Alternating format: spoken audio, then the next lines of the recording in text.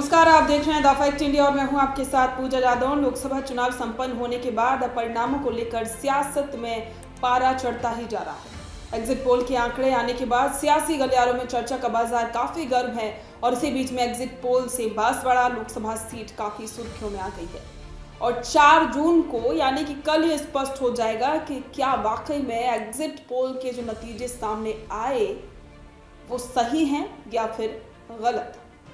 आपको बता दें कि लंबे समय तक कांग्रेस में महेंद्रजीत सिंह मालवीय रहे थे और उनका भविष्य भी 4 जून को आने वाले चुनाव परिणाम पर रुक गया और यही नहीं, बागीदौरा विधानसभा चुनाव परिणाम भी मालवीय के भविष्य का फैसला करने वाले हैं। अब ऐसे में सियासी चर्चा है कि यदि मालवीय सफल हुए तो उन्हें बड़ी भूमिका मिल सकती है और अगर असफल हुए तो उनकी अगली भूमिका क्या होगी।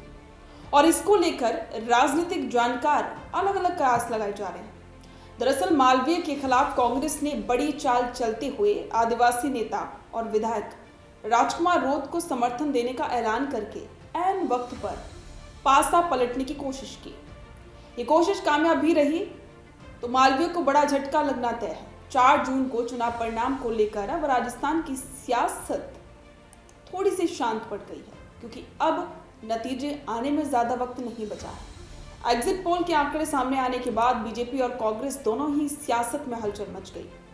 बांसवाड़ा लोकसभा सीट पर इस बार बीजेपी ने लंबे समय तक कांग्रेस में रह चुके महेंद्रजीत सिंह मालवीय को टिकट दिया। हालांकि मालवीय के लिए ये लोकसभा चुनाव आसान नहीं रहा।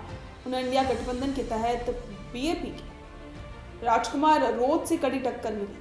इस दौरान कांग्रेस से बीजेपी में शामिल हुए मालवीय को बीजेपी की गुटबाजी का भी काफी नुकसान हुआ और ऐसी संभावना जताई जा रही है कि नुकसान गुटबाजी की वजह से मालवीय को ज्यादा हुआ क्योंकि बांसवाड़ा जिले के बीजेपी के नेता उनके बीजेपी से चुनाव लड़ने से खुश नहीं। कुल मिलाकर मालवीय का भविष्य 4 जून को आने वाले चुनाव परिणाम पर टिका हुआ है। बीजेपी प्रत्याशी महेंद्रजीत सिंह मालवीय के सामने खुद के तो चुनाव जीतने की परीक्षा है, लेकिन साथ साथ में बागीदौरा विधानसभा उपचुनाव जीतने की भी परीक्षा उनके ही सामने रही है। ऐसे में जहां उन्हें खुद की जीत के साथ साथ सुभाष तंबोलिया की जीत के लिए भी कड़ी परीक्षा से गुजरना होगा।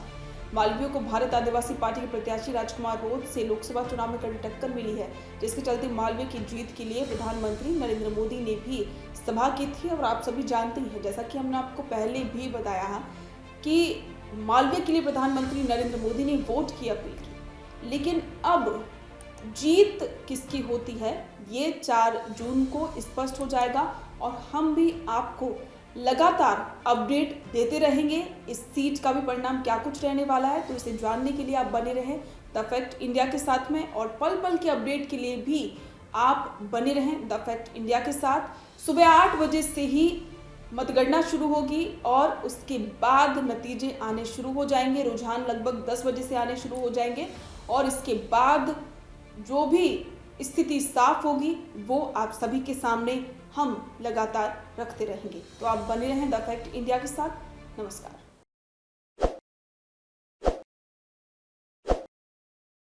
ताज़ा खबरों के लिए विजिट करें द फैक्ट इंडिया की वेबसाइट और डाउनलोड करें द फैक्ट इंडिया ऐप।